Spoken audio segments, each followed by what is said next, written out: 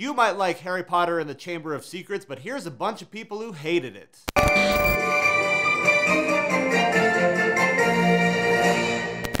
They should have just called this movie/book Harry Potter and the Sorcerer's Stone again.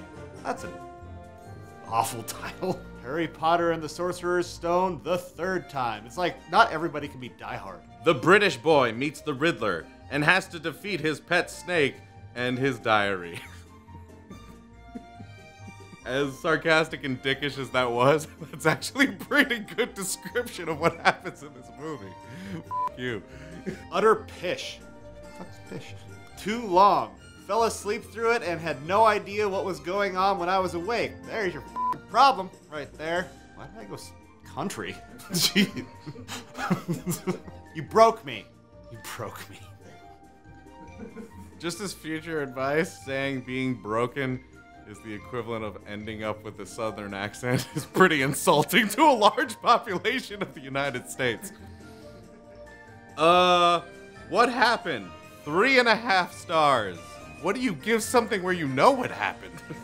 Shit, it's a pretty good rating. I guess if you're completely oblivious, it's like when you get wasted.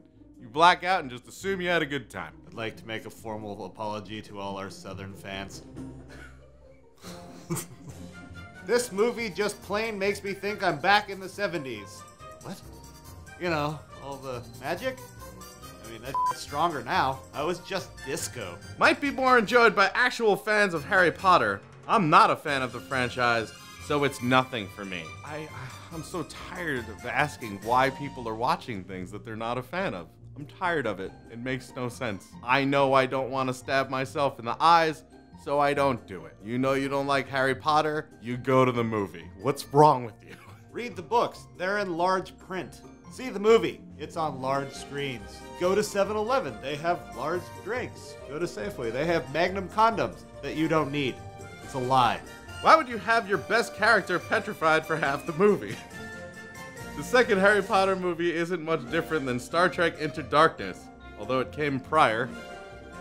They run around a lot having all sorts of near misses, being lucky not to get killed, which naturally makes them heroes. To my surprise, it doesn't even go very far down the funny stuff kids would do with Magic Road. It just doesn't entertain me. Harry Potter and the Chamber of Secrets and Star Trek Into Darkness are the only movies that have the main characters running around having near misses and being lucky that they don't get killed. Because that was your comparison. There are so many movies like that. One of the greatest scenes of all time is Indiana Jones grabbing his fucking hat and narrowly getting killed. I don't do Potter, and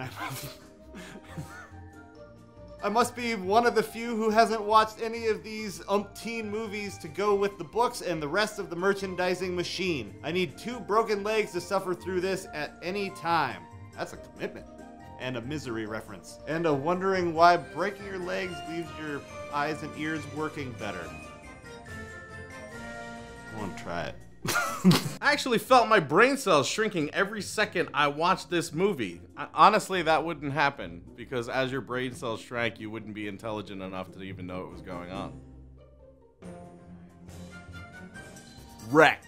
While these films aren't terrible, I just think they're far too demonic and evil. But kids are crazy about these films and love that. By the 4th film, it got far too evil for me. This film was great, just too disturbing for me. The power of Potter compels you. There's gotta be a Joel Osteen joke in this. Was it Joel Osteen that wrote? No, that's disappointing. Was this part 2 or 3? The inability to remember is telling about you.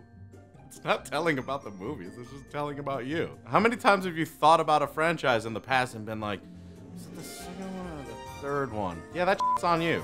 While this film improves on the first by introducing themes of racism and slavery, I simply don't like Harry Potter movies because of the poor acting and sloppily written dialogue. Why is that improving for you? And what? I guess, yeah, the subtle Mugblood thing. Yeah, sure, whatever.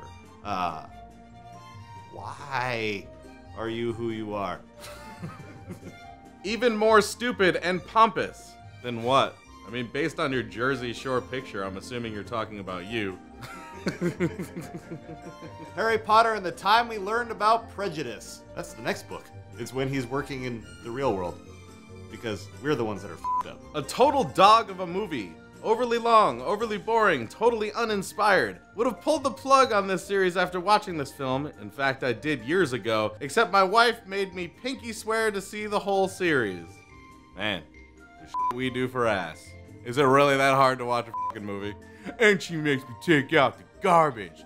That bitch. A haphazard collection of scenes that almost completely fail to tell a story, but told it like a story. In fact, there was like a lot of them that told a giant story. Are you confusing yourself with Fast and the Furious? Fast and Furious is just a bunch of haphazard scenes put together and with a story. Childhood desensitization. You know, the stabbing myself in the eyes thing is sounding pretty good right now. Pretty good. Hey, you almost made a sentence. These are painful for me to watch, and a little Gollum character was over the top. Oh, Gollum. You mean Dobby? I mean, the things I'd do for a sock. The things I'd do with a sock. No. Also directed by the loser Chris Columbus. Chris Columbus directed Home Alone. Your point is moot. Thank you so much for watching this video. If it's your first time here, hit the subscribe button and the little bell right next to it, and hit that like button to let us know if you liked the video. If you want to see another video from us, click one of the ones on the screen, and until we see you guys next time, geek out and game on.